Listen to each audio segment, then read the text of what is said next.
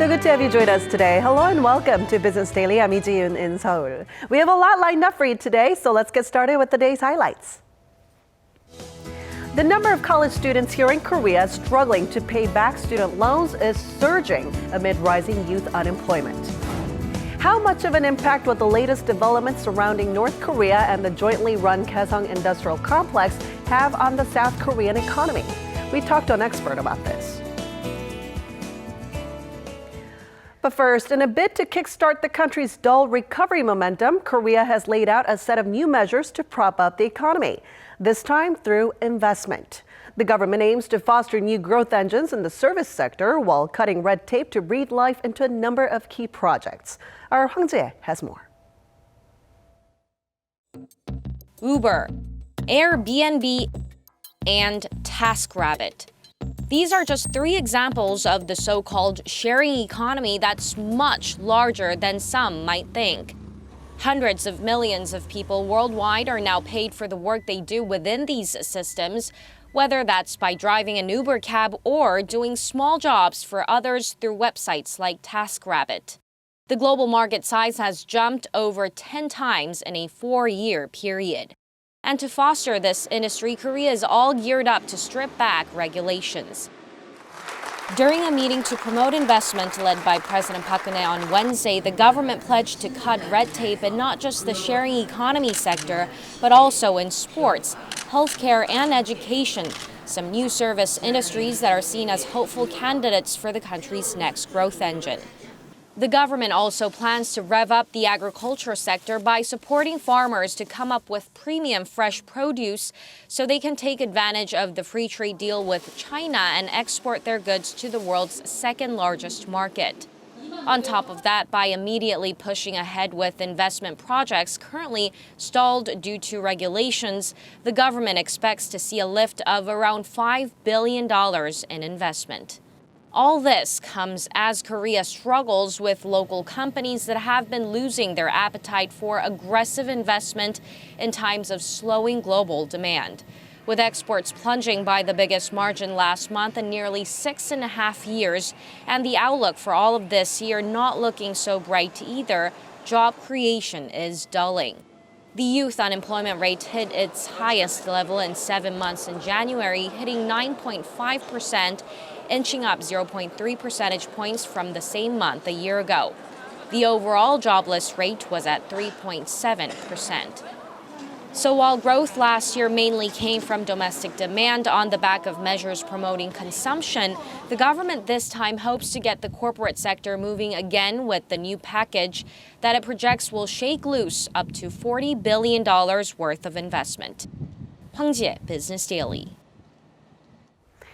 Global oil prices have tumbled again on Tuesday, despite efforts by large oil producers to tackle a supply glut that's dogged the global economy for months. West Texas Intermediate fell over 1.3% to finish just above $29 a barrel on the New York Mercantile Exchange.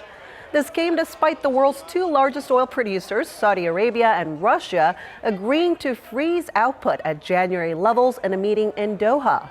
But the commitment is seen as flimsy, with Qatar's energy minister also present at the meeting, saying the deal is contingent on other major producers like Iran joining in.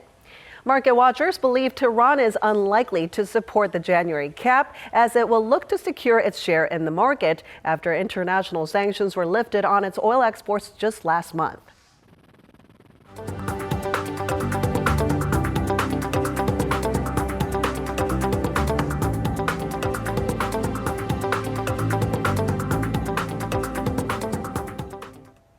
The prospect for job seekers in the country remains gloomy, and for college students and fresh graduates, this can have many more implications. Student loans are becoming more of a problem, and the debt burden is climbing. Our Lee Ju-young has the details. College education to many in Korea is considered a necessary commitment in life. But skyrocketing tuition fees, especially at private universities where it costs an average $3,400 per semester, have been prompting an increasing number of students to turn to student loans to fund their college degrees. According to Korea Higher Education Research Institute, the number of people that took out government-funded loans hit 1.5 million in 2014, up 117% from the 700,000 who received loans in 2010. The outstanding balance also increased over the same time period, with total debt standing at $8.7 billion as of 2014, climbing threefold from 4 years ago. Korea Student Aid Foundation says the rapid pileup is mainly due to the lackluster job market, with more than 70% of those who took out loans landing low-income jobs. Because the loans are income contingent, meaning borrowers do not need to start repaying until their income exceeds $15,000 annually, student loan debt is snowballing. And with youth unemployment on the rise and more students and graduates facing legal consequences for defaulting on their loans, the need for stricter standards on loan applicants is also becoming more evident. Lee Ju-young, Business Daily. In the past 30 years, single-person households have gone from less than 7% to 27% of Korea's total. In under 2 decades from now, more than a third of all households will be made up of just one person. Our Park Geun-hye has this report. An increasing number of people in Korea are choosing to live alone, according to latest figures. The number of one-person households was found to have jumped nearly 8 times in just 30 years and is picking up pace. The Korea Institute for Health and Social Affairs found that in 1985, the number of single-person homes stood at 661,000. But last year, the figure was estimated to have surged to more than 5 million. In terms of proportion, one-person households accounted for just below 7% of the total in 1985. That shot up to 27.1% in 2015, and by 2035, it's estimated to further soar to 34.3%. Analysts say this means one-person homes will grow to a similar level, taken up by two-generation households, which have traditionally been the mainstay of Korea's household demographics. Two-generation households refer to a parent or parents living with their children. Their number is steadily on the decline due to Korea's chronically low birth rate. This is also reflected in the increasing number of households made up of childless married couples. In a 2012 National Fertility Survey, the average number of children born to one woman between the age of 15 and 49 was 1.75. The institute noted that households with 2 or more generations wanted to have more children due to the reduced burden of childcare required of the parents. Park Geun-hye, Business Daily.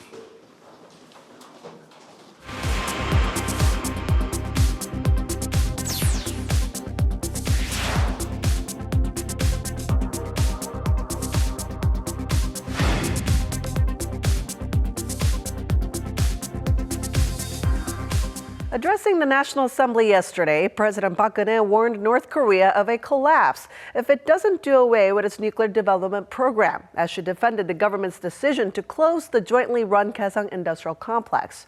So what kind of effects will this decision have on the South Korean economy, and what's ahead for North Korea as the international community gets ready to impose tougher sanctions on the reclusive regime? For more on this, we now connect with North Korea expert Brian Myers, professor of international studies at Dongsa University in Busan. Professor Myers, thanks so much for taking the time to speak with us today. Great to be here, Ji-yoon. All right, so let's first talk about economic damages. How much is the closure of the Kaesong Industrial Complex going to cost the two Koreas and their respective economies? Well, of course, we don't have any exact figures. What we're hearing in regards to North Korea is that it's going to cost Pyongyang about $100 million in annual revenues. And that's probably more in terms of opportunity costs because that sum was going up every year.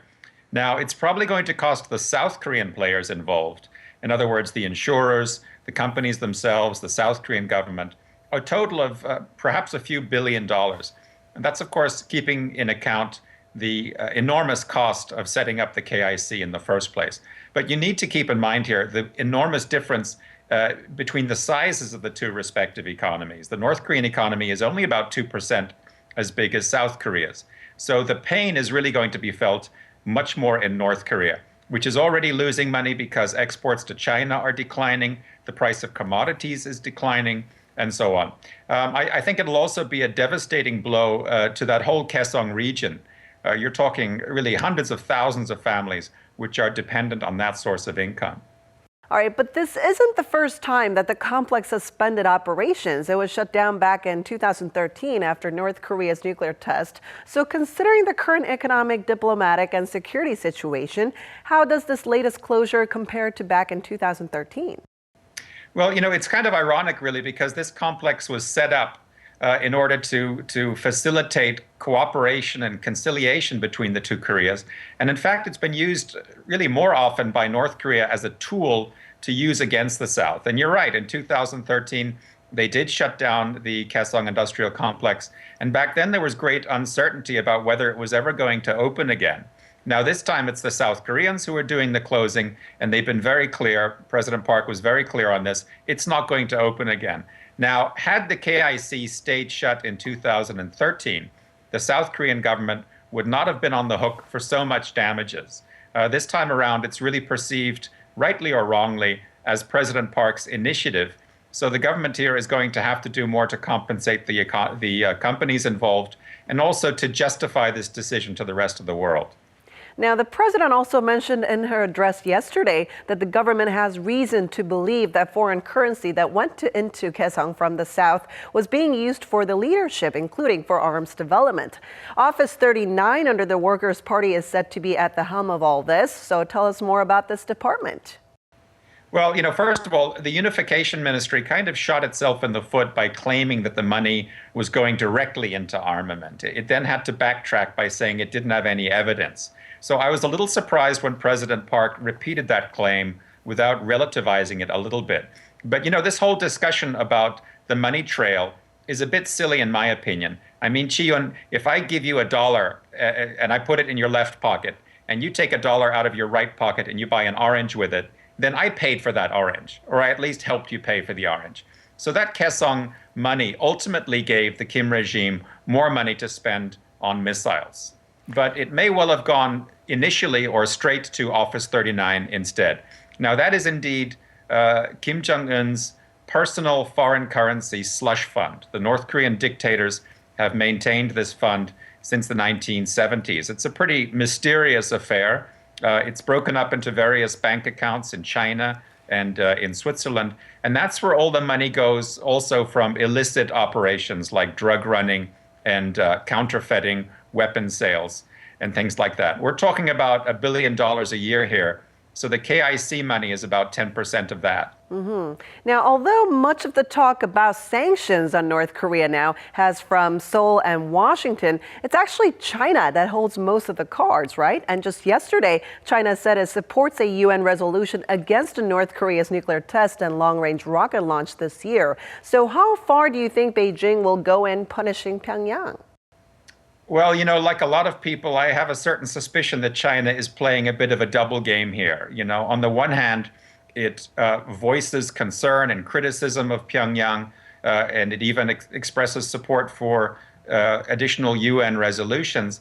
And on the other hand, it really does very little to enforce the existing sanctions, and it actually does quite a lot to undermine them by continuing to supply North Korea's needs. Now, that may change, I think, in the near future, because China is starting to realize that this whole North Korea crisis runs the risk of starting a real arms race in the region, which China doesn't want either.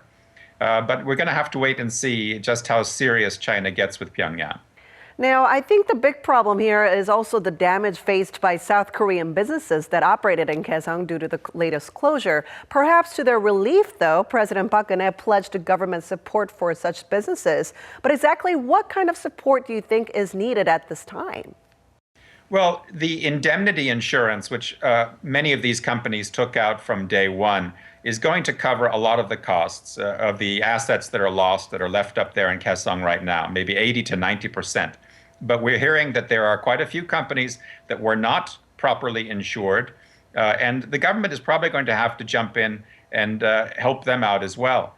Now, the estimates that we heard in 2013 when it looked as if the KIC was going to shut down was about $500 million in total damages that the government was going to have to pay. As I just said before, this time the government is going to be seen to be under pressure to pay even more money. Now, we're not just talking about the assets that those companies have lost in Kaesong. They've lost customers as a result of this. Their brands have taken a huge hit as well. So those intangibles, I think, are probably going to push the total damages up past $2, maybe even $3 billion. All right, definitely we'll look into those as they come up. Thank you so much for your insight today, Professor Myers. Thank you.